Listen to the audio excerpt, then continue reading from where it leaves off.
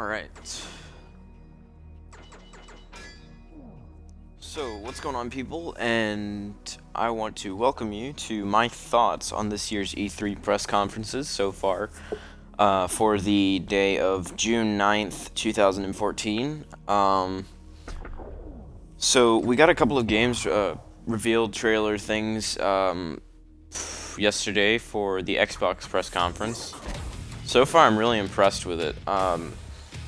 We saw games like Crackdown, Halo Collection.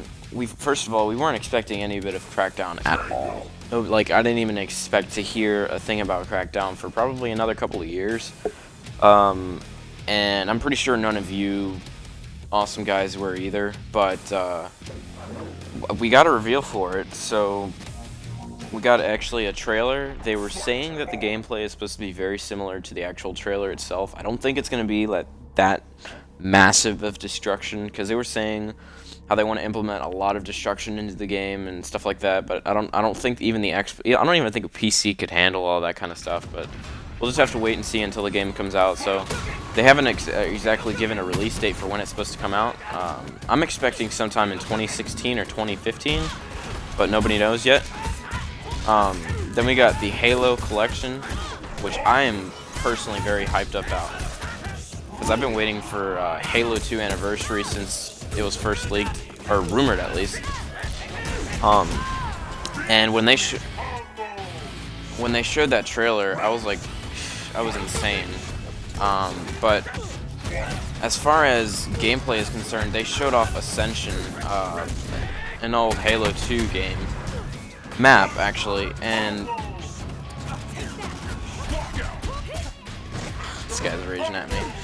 But anyways, the Master Chief Collection is actually looking very good, because they said that you can play all the campaign missions in certain sets. So, like, let's say I can play Halo 3, the ending, then I can switch over, do Halo 2, where you first get introduced to the Flood, where you start playing as Master Chief, or as the Arbiter for the first time. And then let's say I can switch over to Halo 4 towards the middle part where there's the where you're facing the actually the ending. Yeah, it's the ending where you're facing the Didact himself. Things like that. It looks really nice, and I really cannot wait to play that. It comes out this November. I think they said the 1st or 11th or the 4th. I don't even know the exact release date. I'll have to look that up and post it up in another video sometime soon. But as far as the release date is concerned for that game, I will be buying that, definitely. Moving on to the next game that we saw there, we saw the Forza Horizon 2 for the first time. Now, I know that this has been awaited. Everybody wants it. It's been talked about for a very long time. And I like, my brother, he played the heck out of Forza Horizon, the first one. And I kind of touched it, but I touched more of Forza Horizon, or Forza 5 actually.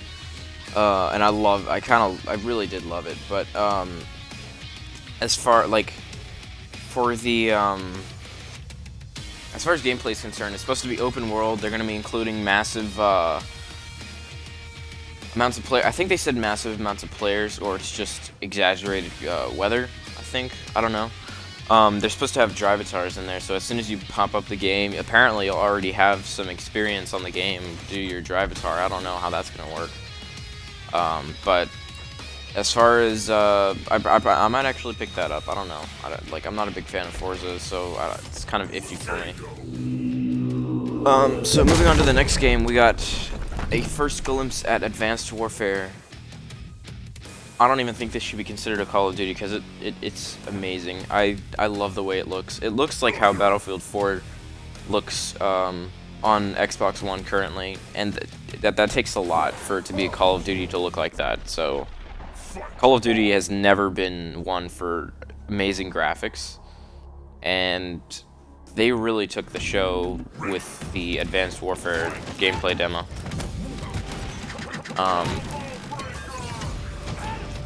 And I really been planning on buying that game. I might actually get limited edition again, because I got it for Ghosts, and I was kind of disappointed, and I want really something new now. But we'll just have to see how the game works when it finally comes out. I think they said November 1st, 3rd. I don't really keep up with the release dates because it's kind of confusing having to know all these numbers. But moving on to the next game, we got Halo Guardians. We finally got our first thing at it. Not necessarily gameplay of it, but it's just talking about it. Apparently we're going to learn about the origins of the Blue Spartan thing. So, and that's the first time because everybody's been trying to speculate on who the heck this guy is. Nobody knows yet. So we'll just have to wait and see until that game finally comes out. I will be doing a playthrough with me and the guys over the entire anniversary sequence, probably 1, 2, 3, 4, I think. But I don't know. We'll just do that one. Moving on to Scalebound, that was another game. As another new developer. I think they're called Platinum Games, Platinum Incorporated. They are. I think this is their first game on Xbox One. I don't know entirely. In fact, I don't even know who they are to begin with. But this trailer really caught my eye because it shows massive boss things. Like you're kind of fighting a bunch of dragons and stuff like that. And it looks like that could be the entire game, basically. Maybe an open world where you're constantly fighting boss battle type deals. And I will definitely buy that game just to see how it is. Moving on to the next one is Witcher 3. You know, it looks really good, but I can't say it's going to be one of my E3 must-haves, because I've never really played a Witcher before, so I don't know. They showed off a bunch of gameplay of how some certain side quests will just pop up out of nowhere. As he was tracking a griffin, he kind of just walked into a little camp where this lady was being attacked by raiders. He killed the raiders, and then she said something like, come back here later for a reward or whatever, or he said he'll come back, bring justice to something or other. I don't know, I really wasn't paying attention to the actual vocals, but the actual gameplay itself. And the combat system, compared to the trailer where they really hyped it up, it doesn't look that awesome, but it doesn't look bad. It looks good, like it could be another Ninja Gaiden type of combat system, but I could be wrong, because that's literally the only combat system that matters to me. I was kind of hoping for another Ninja Gaiden to be talked about at some point. Not necessarily at this E3, but at some time this year, maybe. I know we just got Yaiba and Ninja Gaiden Z on the 360, but at least port that over to the Xbox One or something. Moving on, though, we have Evolve, and it was revealed that we get a beta first on Xbox One. No 360, I don't think. So that's I think it could compete with Destiny, as Destiny gets a beta. Actually, they get an alpha on PS4 before Xbox and PC. PC doesn't get Destiny, I don't think, now that I think about it. So, but anyways, PS4 is supposed to get a alpha preview of Destiny this Thursday. And it's supposed to be, I think, the entire thing that you're supposed to get during the beta, just, I guess, a little more buggy, considered because it's an alpha. But I don't know, because a lot of games have had alphas before. I'm not gonna name any games. What is that called? Oh.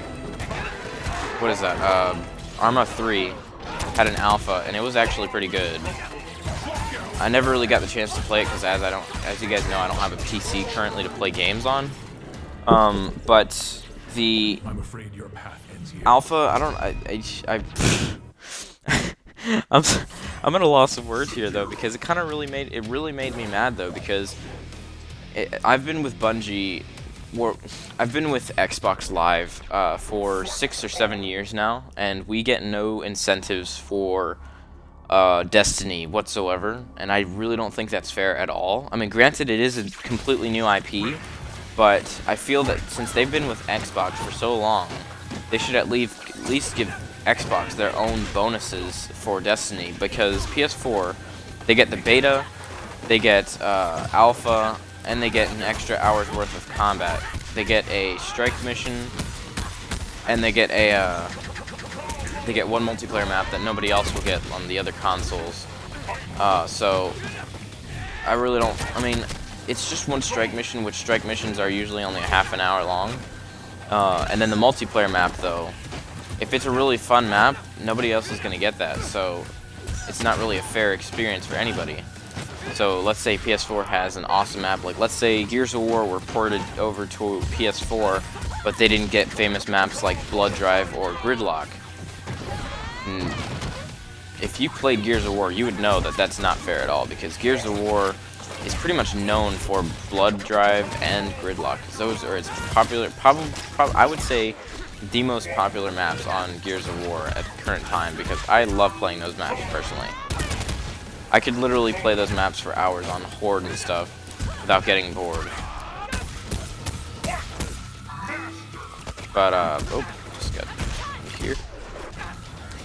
So next game, though, we got The Division. We got actually gameplay of The Division ever since last year's E3. Looks great as ever. Another game I will be picking up, but granted, it comes out next year. So we have plenty of time for them to make it right if they do have any bugs with it. I feel like they should do a beta more for that game than any other game, though. I feel that Evolve could be fine the way it is, that they should just patch anything that they see is wrong with it.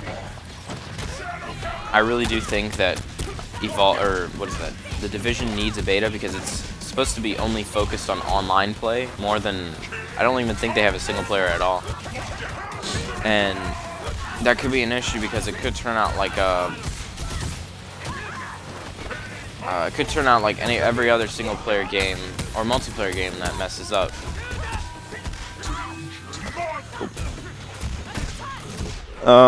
So that's it for The Division there. It was shown off on the Xbox One, and even though everybody keeps hating on the Xbox One, saying it sucks and technology's not good at all, it looks really nice on the Xbox One.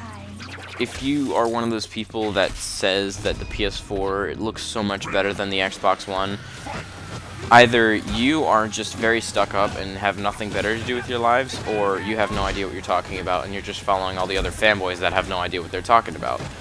Because Xbox One's new technology with their new dev kit is going to allow them to look just as good as PS4, if not better.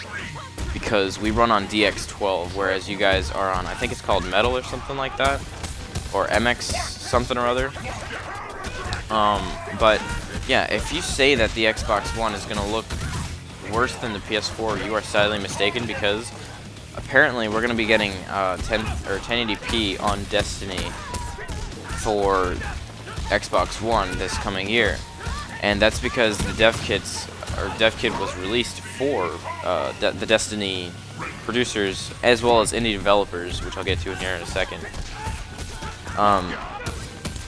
So I don't know, we could see the Destiny for Xbox One looking better than everybody expected.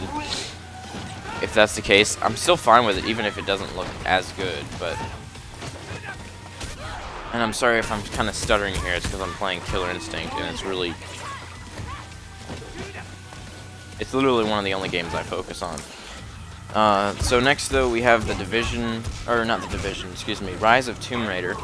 This was an unexpected trailer altogether. I did not even think that I would see this here. I didn't even know it would exist. I knew it was going to come at some point, because, you know, if they're going to reboot the entire Tomb Raider series, they might as well do it all, rather than just doing like one or two of the games.